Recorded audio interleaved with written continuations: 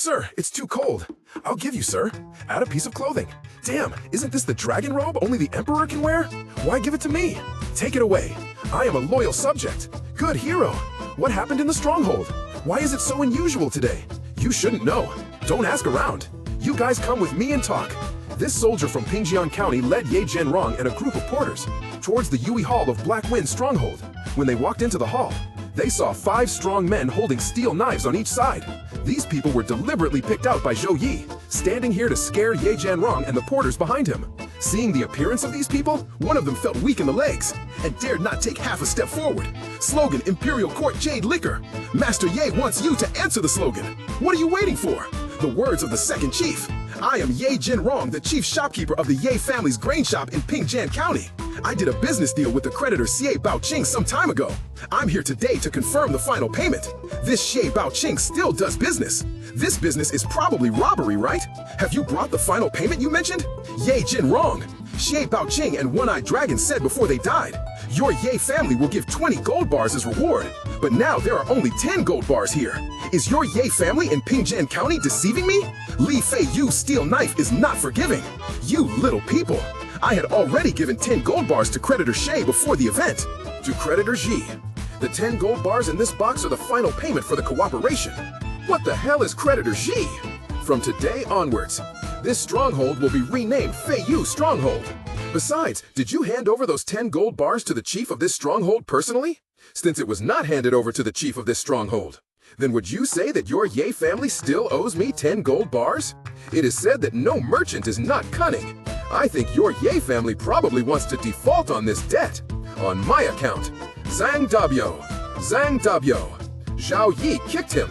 Wu Lao Liu finally reacted. This Zhang Dabio is calling himself. What are your orders, boss? That pile of things in the back mountain hasn't been burned yet, right? Take a few of them to find the bodies of Shi Baoqing and One-Eyed Dragon. Let them see what the consequences are for owing Li Feiyu money. What the consequences are. Throw the 3 of them in to find Shi Baoqing and One-Eyed Dragon. Let them see what the consequences are for daring to owe me money and not paying it back. Wu Lao Liu immediately obeyed and dragged the Ye shopkeeper and the 3 of them over. The shopkeeper and the 3 tried desperately to save themselves and retreated back. You cut my melon. Great strength. Chief, spare me. We'll pay the 10 gold bars that we agreed on before. We'll pay. Shopkeeper Yi, do you know why I destroyed this Black Wind Stronghold? I only know that the Black Wind Stronghold chief owed money for 1,000 years and didn't pay it back. Back then, this Shi Baoqing came to Dragon Inn to buy watermelons. This guy insisted on asking if my melons were ripe. Could a melon seller sell him unripe melons? I was too lazy to pay attention to him. Who would have thought that this guy would draw his knife and smash my melon to pieces? Can I tolerate such a deep hatred? For a broken watermelon. Destroyed the Black Wind Stronghold with over 300 people. Isn't this just right? Is he a psychopath? Xie Baoqing! Why did you have to be so naughty? You had to go to Dragon Inn and smash someone else's melon. Now it's good. You were wiped out by them. Take them back to the Jui Hall.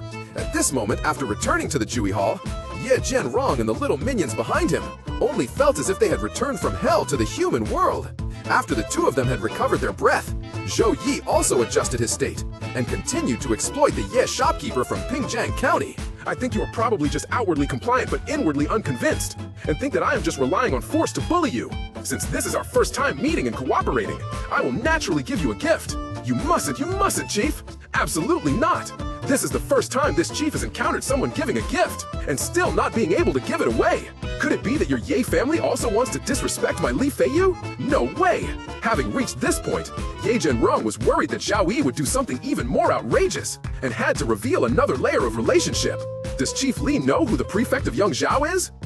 How could Zhao Yi not know the name of the prefect of Young Zhao? Now that he heard Ye Zhenrong mention the prefect of Young Zhao, Zhao Yi immediately associated the Ye family of Pingjiang County with his Ye Guangming having an unusual relationship. Who is the prefect of Young Zhao? I wouldn't dare, Chief. The prefect of Young Zhou's surname is Ye. His name is Guangming.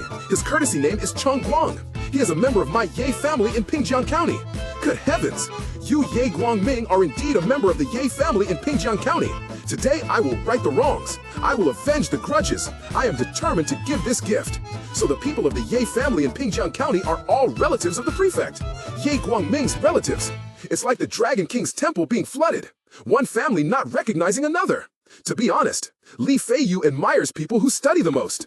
I also studied for 2.5 years in my early years. I have long admired Ye Guangming. People like Prefect Ye who can be on the gold list. I never thought that today I would actually meet the family of Prefect Ye. Relatives! Upon hearing these words, Yi Jianrong really thought that Zhou Yi, after learning about this relationship, would treat Ye Guangming's prefect as a benefactor of the people. He even began to consider whether to use Ye Guangming's name to find a way to waive the 15 gold bars. Then I must give this gift even more Zhang Dabiao. Take your brothers to the warehouse and move all the brides that Xi Baoqing robbed 3 days ago here. Hearing that the gift wasn't the head of some bandit, but the grain Xi Baoqing had stolen, Yi Jianrong breathed a sigh of relief. Before long, Wu Laoliu and several soldiers moved the remaining batch of rice all into the gathering hall. Shopkeeper Yi, isn't the Ye family always in the grain business? This batch of fine rice is what Xi Baoqing forced from your nemesis a few days ago.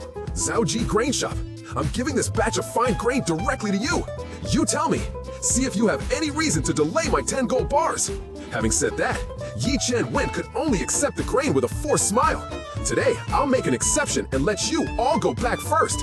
But I'll send a brother to accompany Shopkeeper Yi down the mountain to collect these 10 gold bars. Zhang Dabiao, are you willing to go down the mountain with Shopkeeper Yi to collect our 10 gold bars? Boss, don't worry, Zhang Dabiao will definitely complete this task excellently. But what if they go back to the Yi family and don't give Junsuya Da?